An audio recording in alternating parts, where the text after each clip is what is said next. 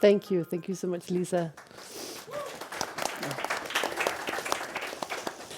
Thank you so much. And it is such a pleasure for being here today. Thank you to everyone for making it through the wind and the storm when November actually came all of a sudden.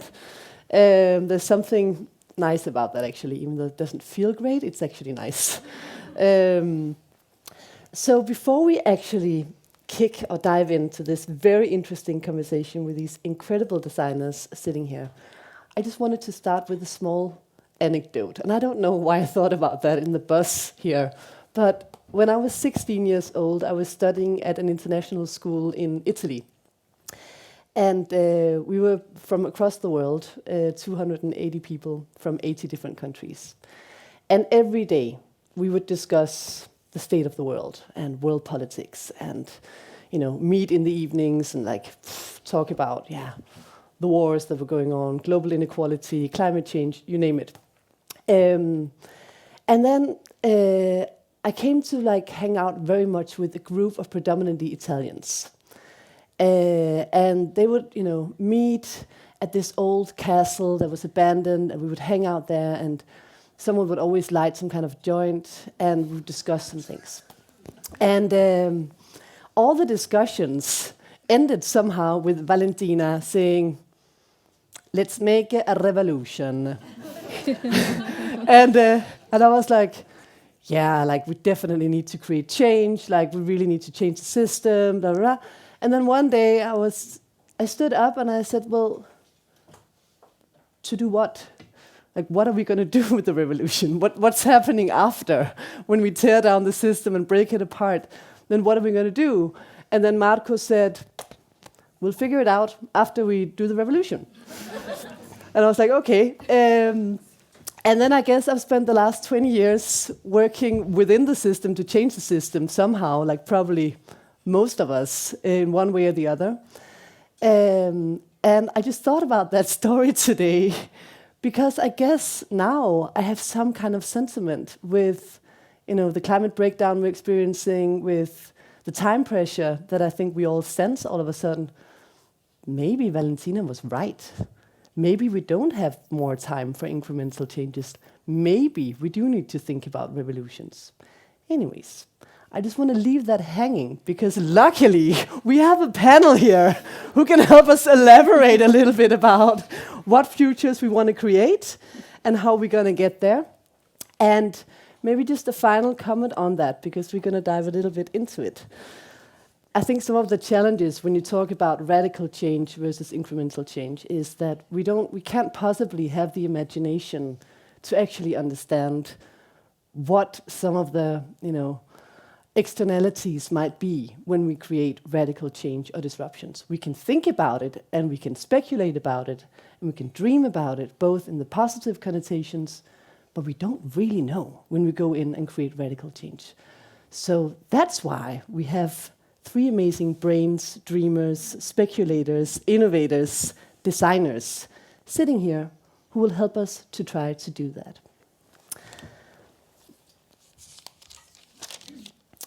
So, without further ado, we have Trine Young. You are a founder of Rodinia Generation, a tech fashion startup dreaming of scaling microfactories to eliminate waste in the fashion industry. We have Sara Lopez, co-founder of Human, shaping the future of healthcare by addressing the global challenge of lack of nurses by introducing human-friendly robots. And then we have Jakob Knobel. Yeah, Knobel.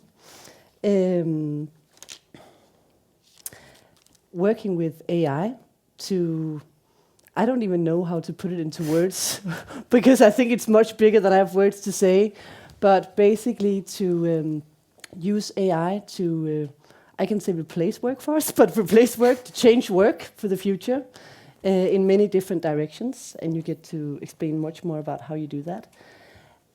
And I've asked them a terrible task. Without any briefing, I've asked them to dive into what utopia looks like, because we're here to dream about the future. And I think we all need to arrive in the dream phase. We are always caught up with well, how do we make that happen? What's the reality? But we need to dream in order to go into every other step. Before we do that, there's something that I think is always useful. Please stand up, all of you, and give our speakers a grand applause.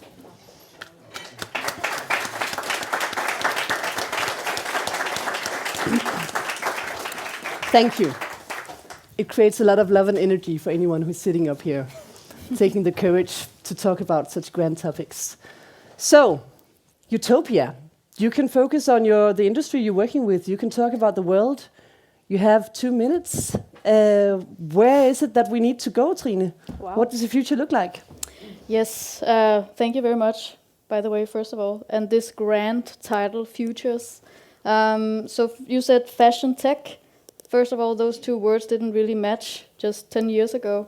So this is also something that I want to touch upon at some point. But utopia for me, I am a fashion designer by education.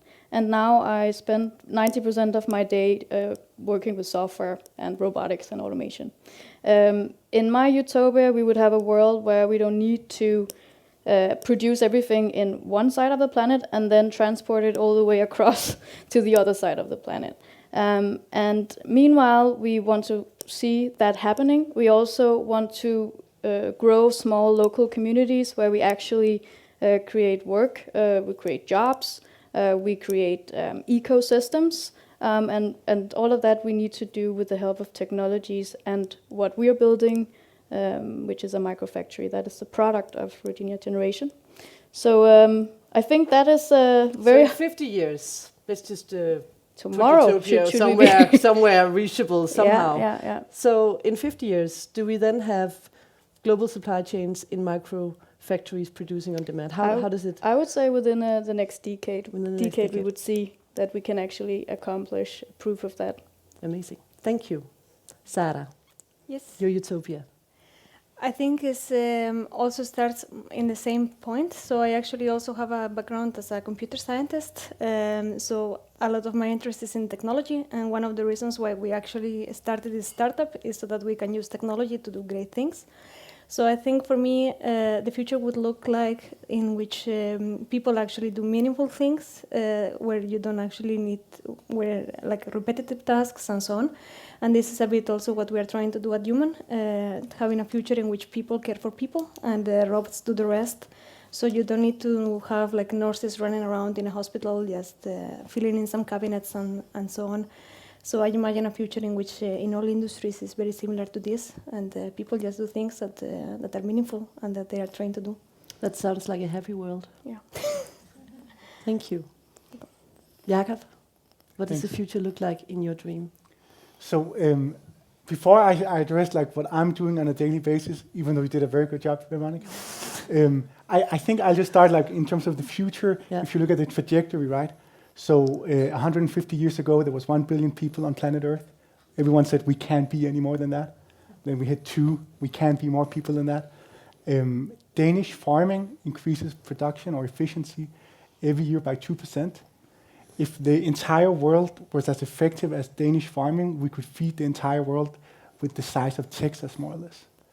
So I think like the first interesting place to go in terms of like the future is to say the trajectory we're going, the technological innovation that is on the stage. I think it's very, very hard for any one of us to see how that could all end. I have some crazy ideas in general. Yes, this is the time. So I'll just touch on a few of them. So we talked about vocal ID and this idea about generating content, translating it, going from text to voice, from voice to images, from images to video. Think about information being understood by AI on a way that like none of us can really understand. I mean, I don't know how many of you read Wikipedia, right? But if you read one Wikipedia article, what does it really mean to understand that? Like to understand everything that it says. It's quite intense if you like read an article about Albert Einstein, right? What does it mean to understand that entire article? But an AI can just read the entire Wikipedia and understand that. So I think part of it is like trying to utilize and squeeze out that information that we're building into the neural networks or these artificial intelligences. I mean, one of the problems humans have is like it takes a village to raise a little kid, as they say, and sooner or later this little brain is going to pass away and it'll no longer be. But once you can start storing information in computers that can just last indefinitely, I think no one can really understand the consequences of that. Like, I think within the next 10 years, a Nobel Prize should be given to an AI for something it did. I think a good candidate has already happened. Like the protein folding that Google's DeepMind did is amazing. It's going to solve so many issues, and it's going to be part of emulating the human body, curing diseases in ways we didn't think is possible. So I think the short answer, this was my long answer, the short answer to what the future looks like is I have no clue, but I think it's very good. That's amazing. That's I my think short that's a answer. great beginning. Thanks. So, Trine, now we did the utopias. Maybe I think we should do just a little round where you actually get to talk about who you are, why you're sitting here, what you do, and how that is addressing societal challenges right now. And maybe also, if you want to touch upon it, what are some of the potential risks? You all work with technologies. And as we know, technologies and design as such by themselves are not inherently good or bad. It's how they're applied and how we make use of them. So in your perspective, how do you make good use of the technology you're working with? And what are the potential risks when you think that out? Yeah. It's a very good question. And I think for everyone who's building technology or who's touching upon technology every day, it's the risk of actually making sure that you use it for something good. And that is always, quite subjective. What is good, what is bad. So in our vision, so Virginia Generation, we envision that basically if we could make exactly what we need, when we need it, and where we need it, we would actually have a better way of producing and consuming clothing. Because we're in the group of people who believe that we cannot all be NFTs tomorrow. Like we need to wear clothing, otherwise we would just run around naked on the street. Not so nice in November, maybe better in Italy at some point. But so we are thinking that the physical products, we're all wearing it today, we need a better way to actually make clothes. Today it's a dinosaur, it's very outdated, there's almost nothing going on when you're looking into the production area of the supply chain. A lot is happening in the e-commerce space, you've seen all of these platforms and so on selling fashion, faster than they can actually produce it. But we're focusing on the actual production stage. This is where all the things, all the pollution, all the human resources are actually, the biggest asset, but also the biggest risk in that regard. So to come to the point, basically, a Virginia microfactory is 200 square meters of compressed digital and state-of-the-art machinery. And we look at that as being the body. Then we have a brain controlling the body. That is the software that we're building in-house. And everything is happening in Copenhagen. So we also want to prove that if we can actually make production of clothing happening in Copenhagen, we can make it happen anywhere in the world. So basically that is Virginia in a nutshell. I think it's really incredible, but you're also missing out some really great points. Like you don't use any water, for example. Thank you. Yes, Yeah. yes. Like that's yes. That's I got caught insane. up by the time. Yeah, no, don't worry about the time. But just before we move on, yes, you're right. Since I have a little bit of a background in fashion as well, I mean, what you talk about, the challenges that we are facing within the fashion industry, as you mentioned, people keep discussing whether it's the second or third most polluting industry. I don't think that really matters. It's a very polluting industry. Exactly. It's also an industry that employs 1 out of 6 people on planet Earth within the entirety of the industry, including agriculture, including production, and so on. So maybe when we talk about some of the risks, by going in and actually optimizing and trying to reduce all the waste that is being created by the fashion industry, how do you see employment? How do you juggle that? I know there are different perspectives that we can go into, but I think it would be interesting for you to just maybe elaborate a little bit. What are your thoughts on this utopia where we have microfactories that actually don't include a lot of people? Yeah. What do we do with that? I think it's to maybe twist the question a bit and say the jobs that we actually have right now in this supply chain where we color our clothing with hazardous chemicals, are those actually jobs that are fit for the 21st century? Can we actually be okay with that? So it's also the quality of the jobs we have today versus the jobs that we want to have tomorrow. Maybe they're less in quantity, but the quality of them would actually be much better. Because I don't believe that anyone thinks that it's a good job to be walking around in chemicals to your knees when you're 12 years old. So it's really about that. Revolution, you need to, in my opinion, you need to have a plan. And I think that the way that we are thinking of it is that the jobs will will go to somewhere else where it's a better quality of work. And you can also educate people in the sense that you actually have a microfactory to show the people how it's actually going to work. And it's not dangerous. It's not going to kill you in 5 years' time.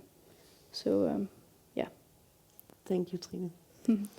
Sarah, do you want to talk a little bit about who you are? How did you get into working with human-friendly robots? And what is a human... I was just thinking, what is a non-human-friendly robot? Like, what is it actually? What makes it human-friendly? Like, angry robot. Have a bad day kind of robot. What does it do? Yeah, that's a good question. So there are a lot of things that have to be taken into account when you actually build a robot. So normally the way that robots have been built for the past years is that you just build a robot, so you just put sensors, you put wheels, and then you make it run around, and then you have a robot, and then you retrofit it for different industries. And this, for example, has not really been successful in the healthcare industry because the hospitals are every hospital is different, and then every department within each hospital is like completely different. So then there is actually a need to have a robot that is specifically made for them, and that's kind of what we are trying to do with this human-friendly robot, to have actually all the features that need to be in place to make something that the nurses would like. And we are still trying to identify what exactly those features are that make the robot special. We have some ideas on exactly what the nurses need to use a robot.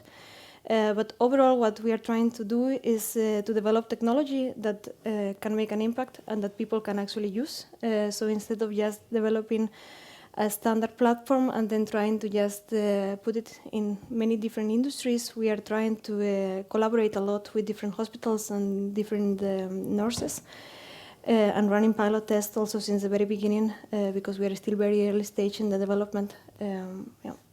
And how do the nurses feel about this? I mean, you talk about addressing the challenge of lack of nurses, and at the same time, you're also introducing something that could, for some, maybe feel like a fear of being unemployed at some point. I don't know. I don't know if that's something you meet, but maybe what's your experience in going into this? Yeah, we don't actually meet that perspective from the nurses. No. So from what we saw, nurses really have a lot of tasks on their plates, so they're really busy. And since the very first visit that we did to the hospital, we were really surprised because we just came with the idea of bringing automation in, and then they came up with a huge list of things that the robot could do, like make the bed, or just transport dirty linen, and make the medicine for the patient. So in that sense, we were really surprised also because they were really keen in actually having help because they are themselves really burnt out, especially after COVID. Yeah. So it has really showed them that they cannot really do everything, and they are really keen on having new solutions that can help in that sense.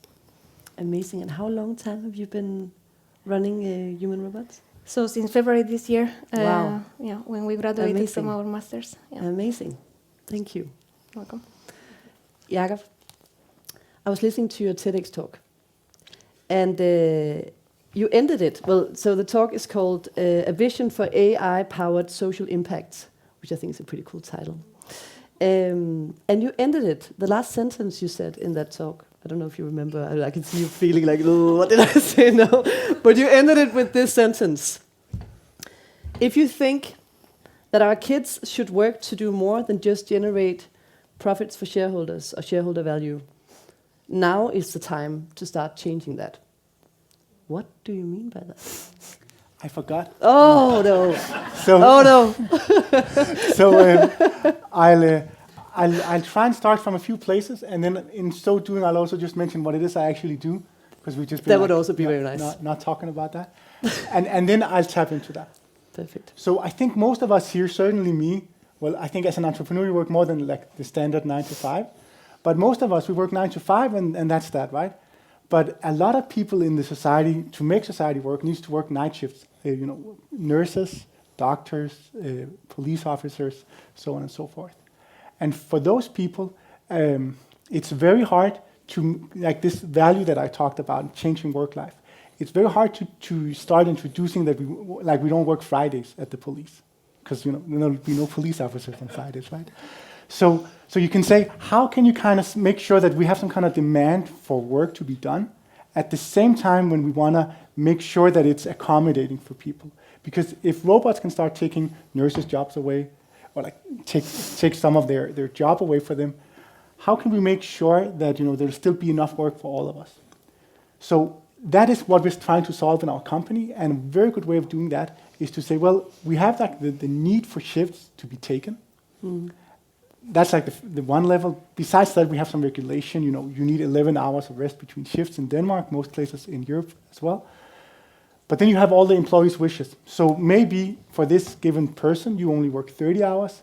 So which day of the week should your day off be scheduled? And as I said, it can't all be Fridays, right? Some have to take Mondays, some might even want Saturdays, and so on.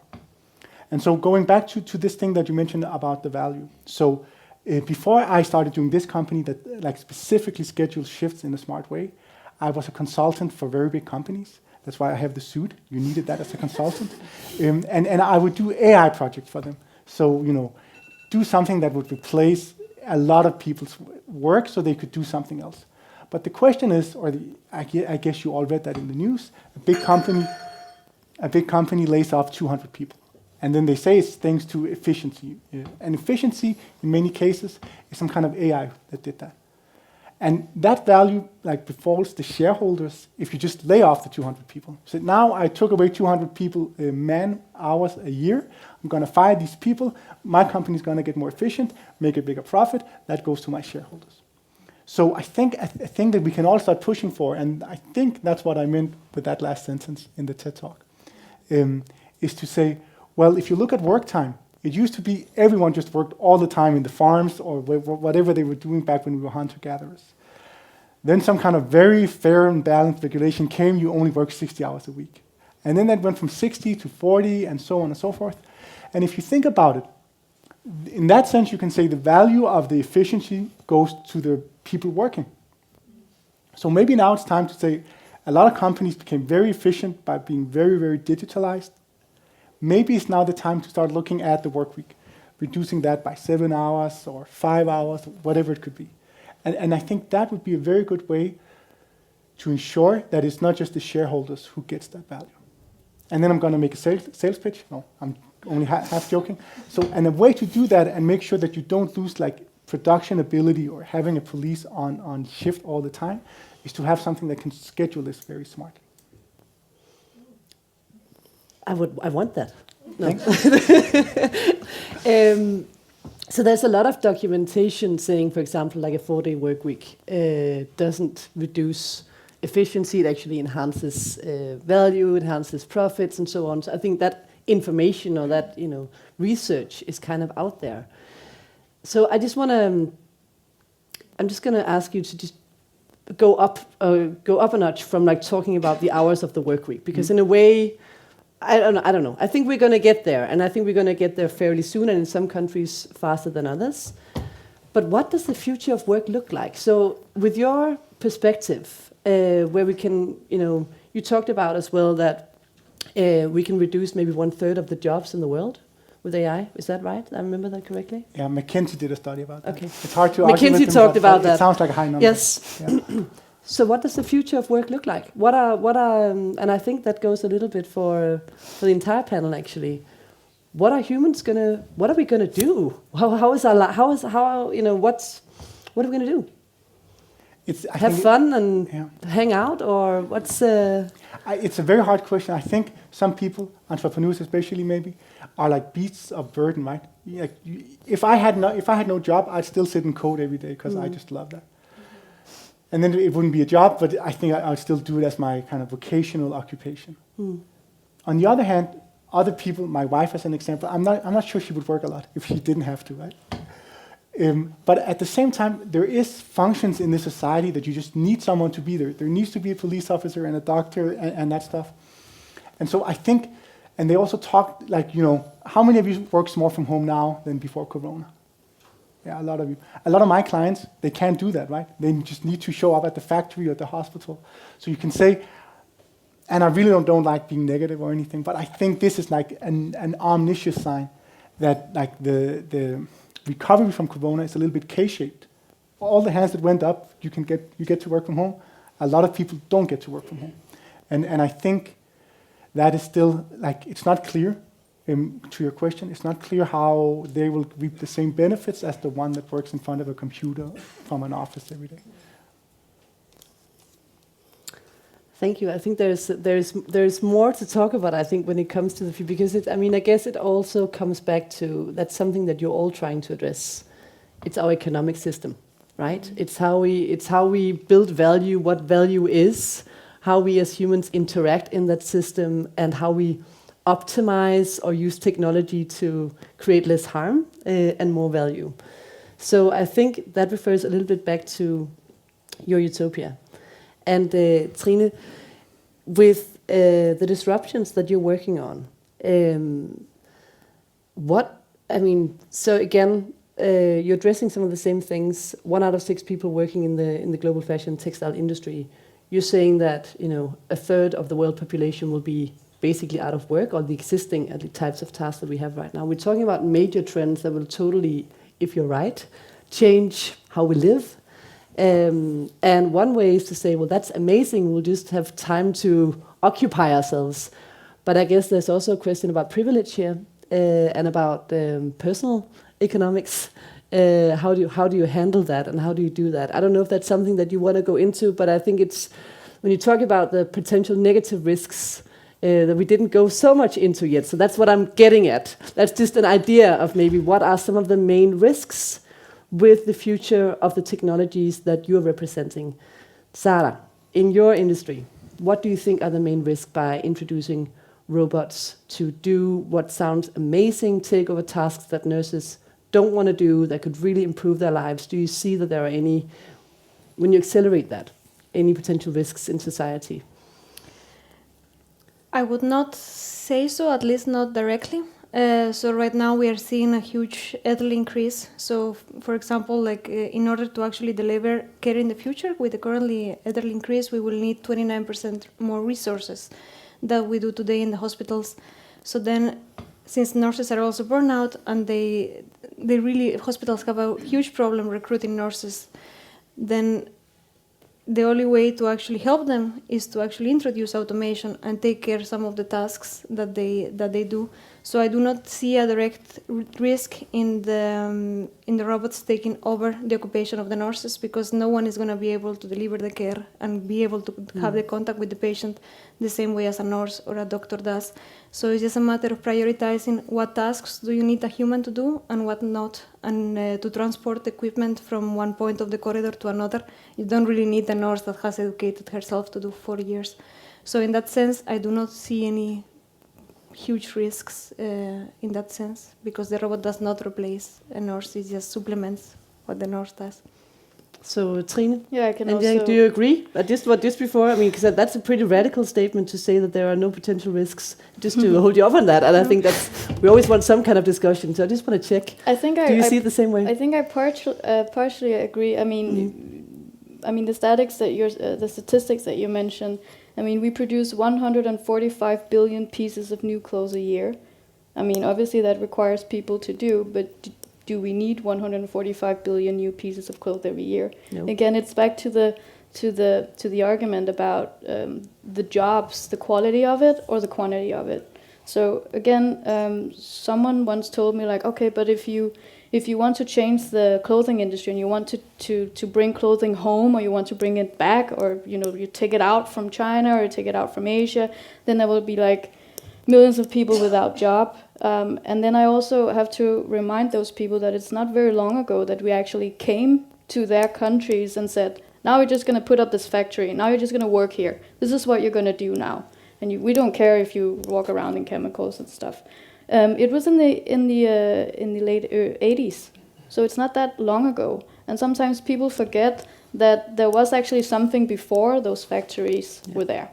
So it's really about also the situation that we designed or created for ourselves. How do we design us out of it? And obviously, you cannot do it overnight. You cannot just take your troops and just go back to where you came from overnight. We saw that that's really not happening that well. So we cannot do that obviously either, in the sense that now we've outsourced the majority of our work to countries that are far away from here. So it needs to happen gradually. And with gradually, we can also secure that the jobs that might not be in that sector anymore will find something else that is better than what they do today. And one thing I want to mention is that in a microfactory, we don't do the sewing with robots. I mean, it's a craftsmanship, which you also know, obviously, that you cannot automate. And I don't think that you would actually, anytime soon, would be able to automate assembly and clothing, because it's very, very difficult. Unless you know how it's done, I'd like to hear. The look. The AI look. Yeah. But if we could, should we do it? That's also the question, because there's also a lot of ethics here and around that. And I believe that the statistics you mentioned, a majority of that is also in the sewing departments.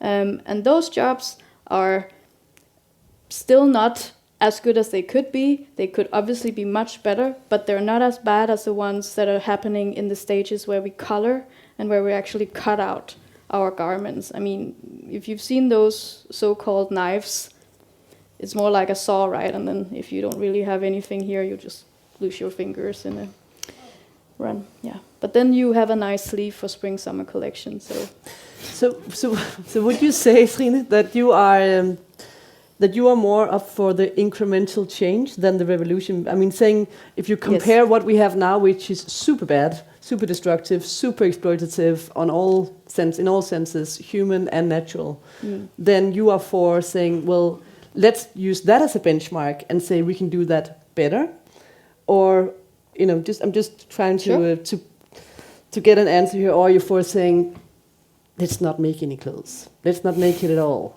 Well, I mean, I kind of can guess your answer, but just leaning a little bit back. Sure. No, we need it. I mean, we cannot change the way we are, and we also need things to be new somehow.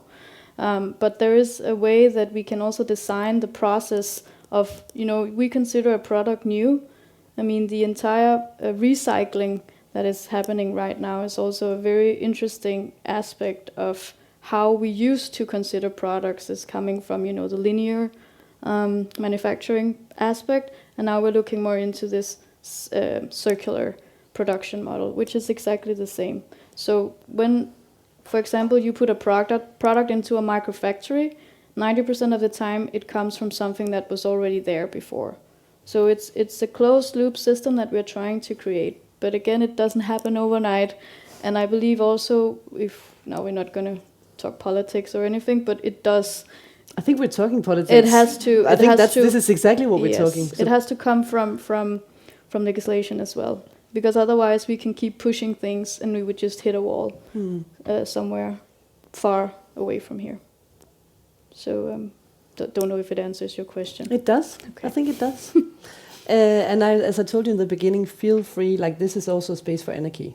I'm just here to try to guide it, but it's, I mean, if you're going to lead the future, please don't follow. Good. The risks of AI. I mean, I feel I don't even know how to ask this question, because I think it's like this fear of, the internet in the 80s. Like, what is it and what is it going to do? And it's also super scary because it's going to change everything. And it's also potentially super amazing. And we've seen all of that with the internet. What are the main risks of AI in your perspective? And I'm pretty sure there's a list. Feel free to bring it all out. Like, what's your worst fear that can happen by this future that you envision, where AI is a predominant factor of societal disruption and change in the next decade? It's a good question. I think, like, when I look at all those outcomes, most of them are positive. So I love the entrepreneurial spirit. That's what it takes to build something. You just need to look at the opportunities, and I love that. So otherwise, you wouldn't be an entrepreneur. No, That's right. amazing. Thanks. But I'll try and pick, like, the few negative ones that comes to mind, right? So, and I think actually, it's just for me to say this, a little bit of a paradox, but, all of us here in the West, we kind of don't think that the way that the Chinese system works makes a lot of sense for the individual. And why is that? Well, it is like, by definition, because of the individual, that's something we hold dear in the West. In China, they hold the system more dear. And so we could say that, like, a thing about the system is like, what do most people get abundance from? So if you ask any Chinese people that's proud of China, they'll say, no, Jacob, 60% of the Chinese population has doubled their wealth ever since 1990. Or they'll say that, no, but the Chinese median personal wealth is higher than the European median wealth, which is crazy to think about. The States are still pretty good at growth, so they're richer than all of us. But China, the average Chinese person is wealthier than the average European person. And I just think that is like, so what does that have to do with AI? Well, you could say it like this: AI works on finding patterns. And on a good day, it's 99.99% accurate. So that's still like 0.01% off. And if you multiply that with the Chinese population, that's a lot of people that will be put to jail or something like that. And in the Chinese mind, it's not a problem at all. Look then into Denmark, where we've been talking about a property tax appraisal system for the better part of 10 years now. And they want to do it with AI, and it just keeps not working for them. And fundamentally, it has to do with the idea that we want every single real estate to be appraised individually. So you can't do that with something that works in most cases. So looking at it geopolitically, I think there's two problems. One is like our values and the way we look at how they're doing it in China doesn't sit well with us. I think for me, more interestingly, is us Westerners trying to push in AI into places where it's really hard, like child divorces. In the States, there's been cases where they want to do criminal sentencing based on AI. So, a person of color with this, and that gets a harder sentence because of some kind of correlation. So for me, looking at the dangers of AI is trying to push it into places where we, as like people who believe in human rights, think that it's an individual right or consequence or something like that, that an AI is simply not built for. So how do you make that division? Because I definitely share that concern that the majority of data is also based on who has created the majority of data. So that in itself is a mathematics that's going to be skewed and that's going to be super unfair. Yeah. How do you make that correction in the data set in order to create justice? Yeah, I think a better way is to say, well, certain things we do not want to be autonomous. Of course, robots and scheduling should be autonomous forever, but the voices or stuff like that.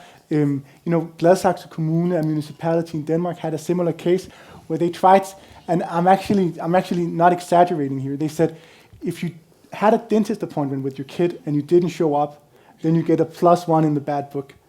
And enough pluses, and eventually someone will come and investigate if they should take your kid away. That is a bad idea, right? Mm. So I think having some kind of delineation, scheduling and robots, good idea. Individual cases, and I'm unsure kind of what the American or English word for it is, but each individual kind of has some rights. Pushing AI over those rights is a bad idea. And so to frame it actionably is to say, let's incentivize as much AI into things that don't have to do with rights. Instead of trying to, Is that possible? I'm sorry, I'm just skeptical looking at how we basically get information right now from the internet, from our own algorithms and, in our own worlds. And can we do that? Yeah, so here's, if someone knows the politician, please say this to them. In a way, like the whip or the negative way is to have something like the GDPR, persondataforordning, that's just so hard to work with.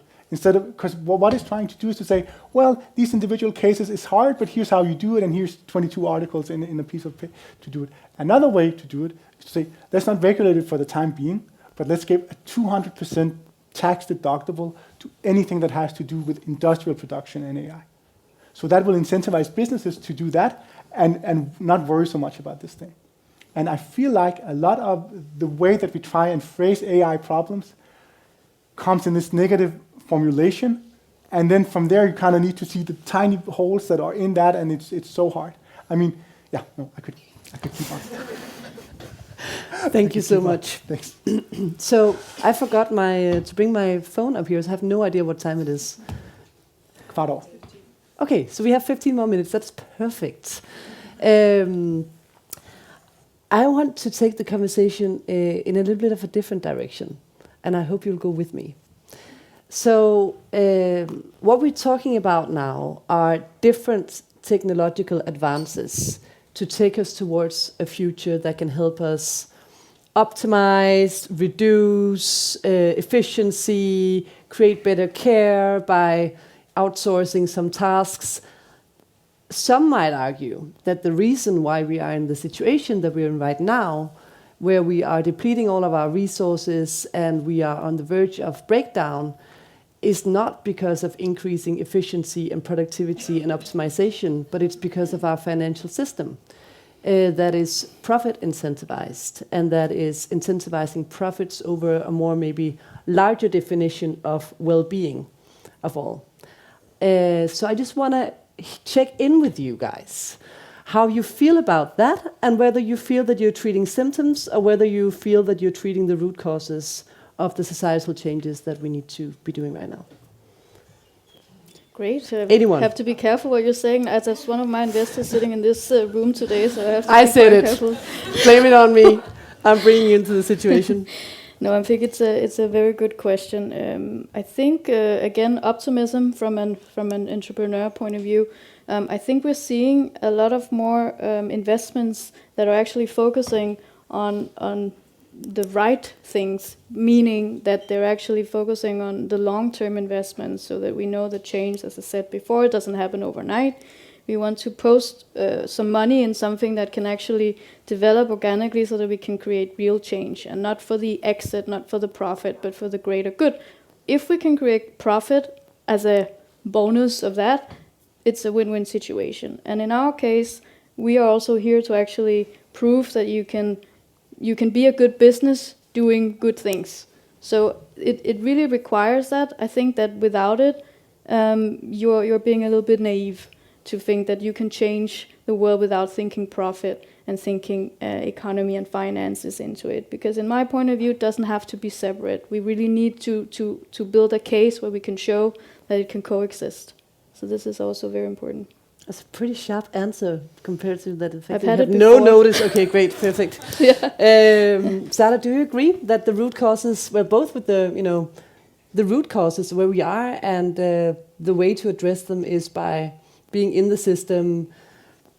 Yeah, maybe just elaborate on your perspective on that. I think it's just a global dilemma and a conversation that we should all somehow be having as we race out and try to create solutions. Yeah, I totally agree. I don't know what else to answer. The answer was really good, but yeah, I agree that right now more investments are being made on actually things that can make an impact. So not only of things that you can make money off, but of course there is always a link between them. But yeah, I totally agree, and yeah. Yeah, I do you agree? said it all. No, I do. You do? I do. I agree. So I don't know if any one of you read this book called *Sapiens*. It was pretty popular a few years ago, written by Yuval Harari. My takeaway from that book is humans are like, we're a little bit dumb, so we create some problems, but we're just smart enough to solve those problems, but always in a way where we create a new problem. Yeah. And on it goes. And so you can say progress is kind of like a step forward, half a back, and then another step forward. So over enough period, it's only going to go one way. But it is a bumpy ride. It's like a dialectical relationship to... Yeah. And I think, we all know this from our personal life. Sometimes you do something thinking it's right. You didn't foresee all the consequences, and something unexpected happened. But you can always make that right. Mm. So let me turn the question around then. What do you think are the root causes for why we're here, in your perspectives? Like, what are some of the main causes, not only within your industry, but maybe just reflecting on that? Bad design. Bad design? In my opinion. Say more. So, yeah. I think I have a personal story that maybe relates a little bit to that. So when I was studying at the Danish Design School, when it was called that, now it's called something else, and I was a happy student. It's not that I want to say that something bad happened during my studies, but anyway, I had a bachelor project where we were told to obviously create nice clothing.